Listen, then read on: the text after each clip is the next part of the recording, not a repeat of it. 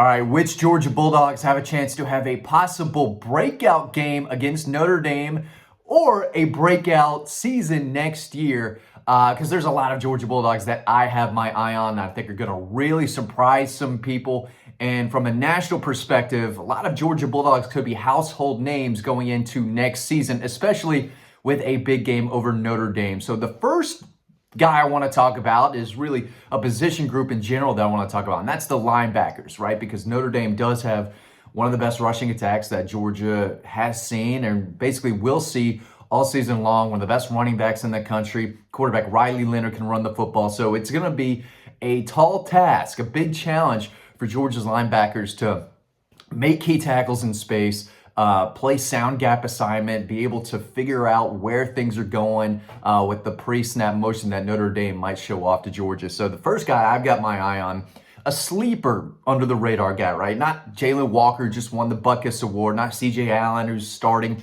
but Damon Wilson is an edge guy who has started 2 games. He's played in all 13. He's a 6'4", 240-pound sophomore, former 5-star. He's made 18 tackles, 3 sacks. And if you're just a casual fan, you've probably seen him around here and there. He's number 10, occasionally making plays in the backfield. But I think he has a chance to open a lot of eyes against Notre Dame. Now, of course, Jalen Walker is going to be one of the big-time pass rushers you see on third down. Chaz Chambliss is one of their better defenders. He's going to be out there making plays. But occasionally, Damon Wilson flashes big playability. He can make a big hit on the ball carrier. He's sound against the run, but he's a guy who, on third down, if they know that Notre Dame has to throw the football, especially if they're up late in the game, Damon Wilson is going to be out there wreaking havoc, getting after the quarterback, and trying to make plays in the backfield. So he could have a possible breakout game against Notre Dame, but I think he could have a monster year 3 for the Dogs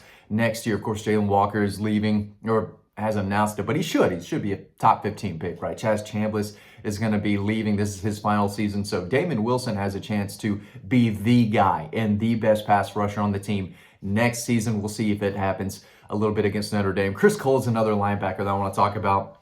True freshman, SEC freshman, All-American, 6'3", 225, crazy athletic. He's got a lot of length on his frame. He was I believe a 3-sport standout in high school, former 5-star linebacker. He's played in all 13 games, 16 tackles, 2 fumble recoveries, but he's out there playing significant minutes against really quality opponents and in big games. And yes, they have Jalen Walker who could play outside or inside. CJ Allen, Raylan Wilson have been 2 really capable and productive and reliable inside linebackers. But Chris Cole is the guy they want on the field. And I think he's going to have a monster year next year.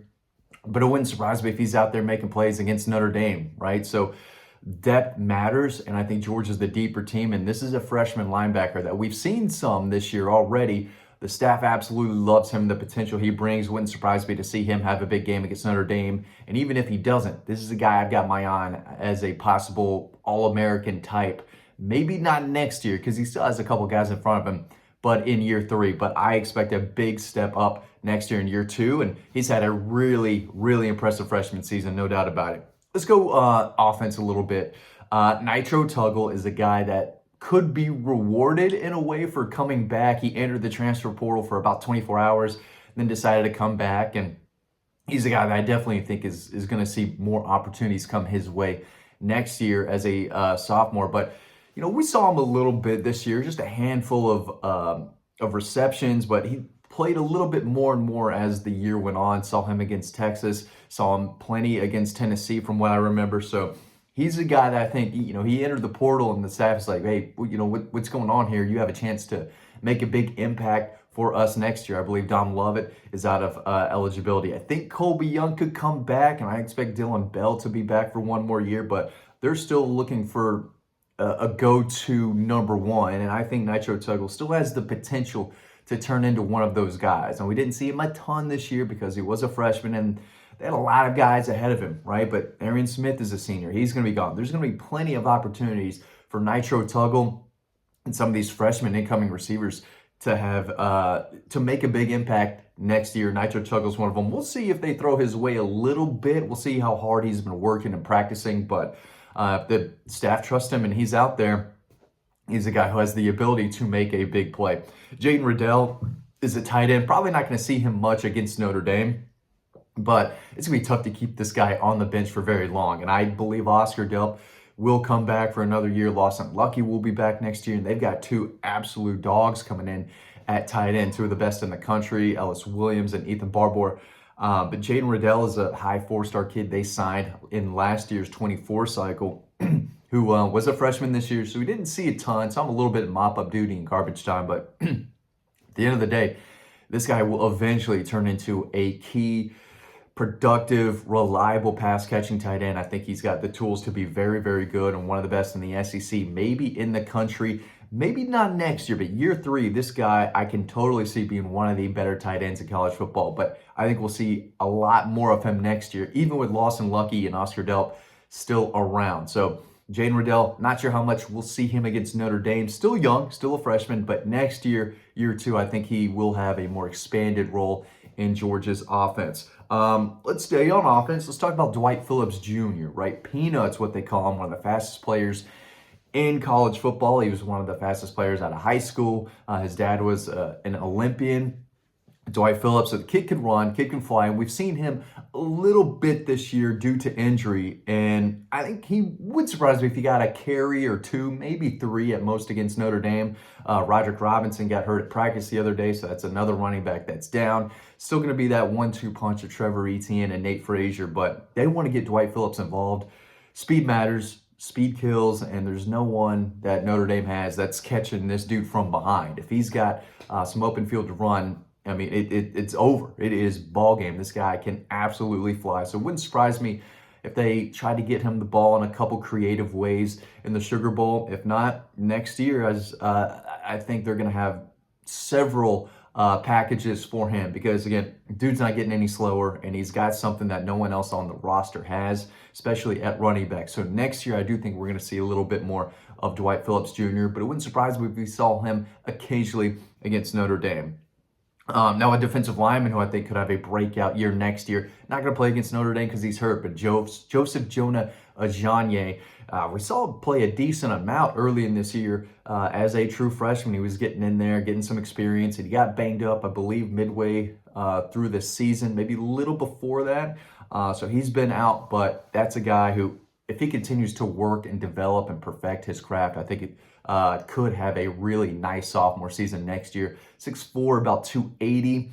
And again, I think the experience that he got, even if it was early in the season, is going to help him and go a long way. But it's a guy that's been, only playing football for like 3 or 4 years. I started as maybe a sophomore in high school, so still a lot to learn, a lot of time for him to get better. He's got a high ceiling. If he has a big offseason, I think Joseph Jonah Ajanye could be an impactful starter next year on the defensive line.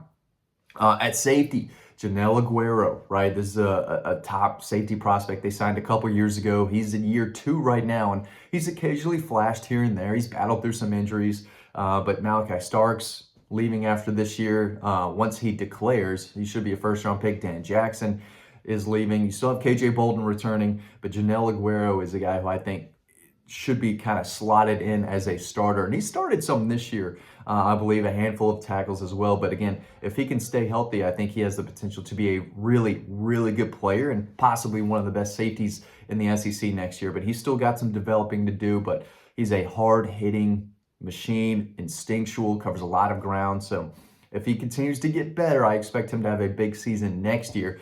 As he should. I mean, year 3 for a top prospect, top 50 prospect in the country. Will Muschamp loved him out of high school, got him on board, kept him on board, and they want to develop him into the best player he can be because they have high hopes for him.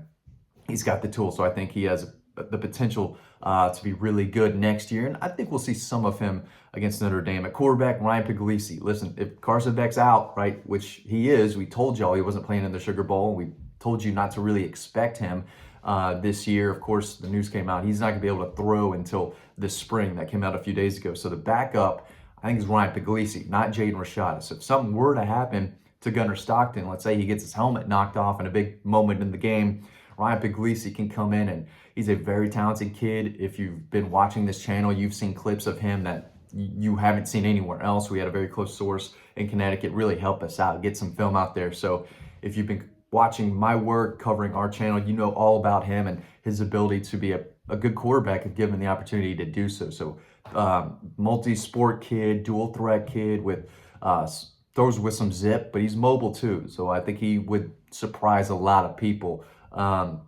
if he gets in there and has an opportunity to make some plays. But I think he'll be the number 2. And if something were to happen next year, I think Ryan Puglisi has a chance to really make a name for himself next year if something were to go wrong, I guess, with Gunnar Stockton. So just a few guys to know, some guys to keep an eye on against Notre Dame, and a few guys who I think could have a breakout season in 2025. Thanks for watching. I'll see you over on the website.